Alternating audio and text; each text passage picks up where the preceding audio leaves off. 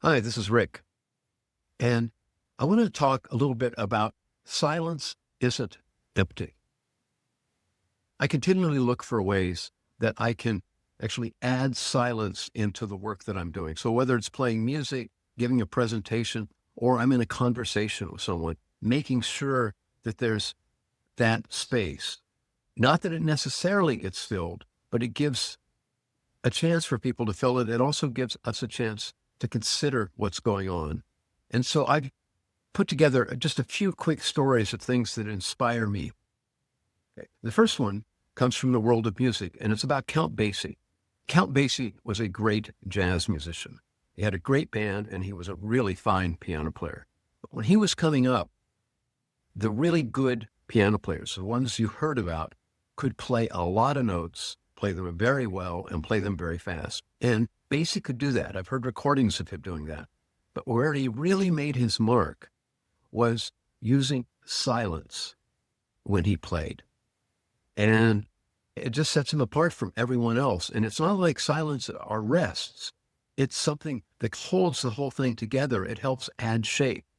There's a book out, actually a new book, called Count Basie by William Dilks. And I want to read just one thing that he said. Basie's future would not be shaped by how much he played, but by how precisely he chose not to. How precisely he chose not to. Really like that a lot. So that space helped give meaning to the notes that he played. I've tried to use this notion of leaving spaces empty in my work and in my life in general. And it's a challenge.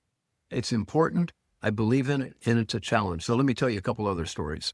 A scientist I know decided to give a presentation to colleagues and only use 5 slides. Now, the norm was to use about 50 slides for an hour-long presentation. And if you can imagine a presentation by a scientist or an engineer, each slide probably had a lot of information on it. So he could spend the whole time just reading what was on the slides. He had 5 slides, and he said, I was able to cover everything that was important. But it left this space so that people could think about what I was saying.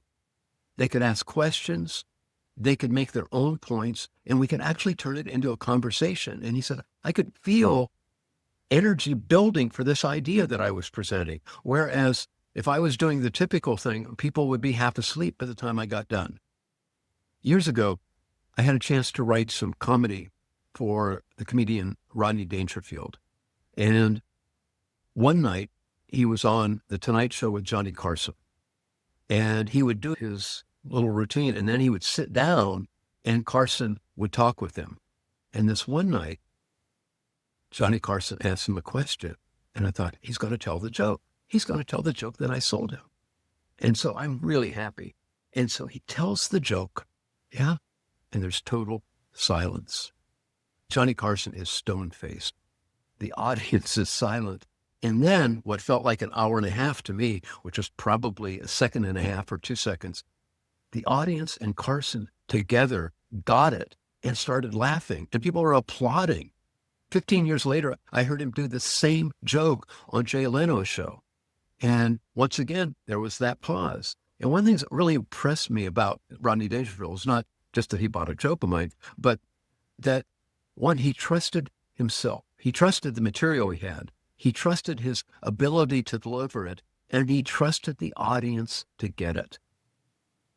So that's a lot of trust, but I really loved watching him do that because so many comedians would have been scared at that point and would have already had their, oh, hey, that one didn't work, but how about this? How about that?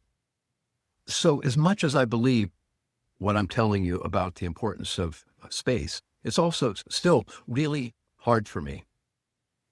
And there's a line from a poem by Kay Ryan that I want to read to you. It takes a courageous person to leave spaces empty. It takes a courageous person to leave spaces empty. I love that line. So thanks for watching this. I hope you got something you might be able to use. And if you have ways that help you close your mouth and actually take in information, leaving spaces, I'd love to hear it in the comments section. And also, if you struggle with it and you have a good story, add that in too. I love reading your comments, and I love being able to add to them. For me, that's what makes doing this really worthwhile, that I'm able to be quiet and I can just take in what you're saying too. So thanks for watching.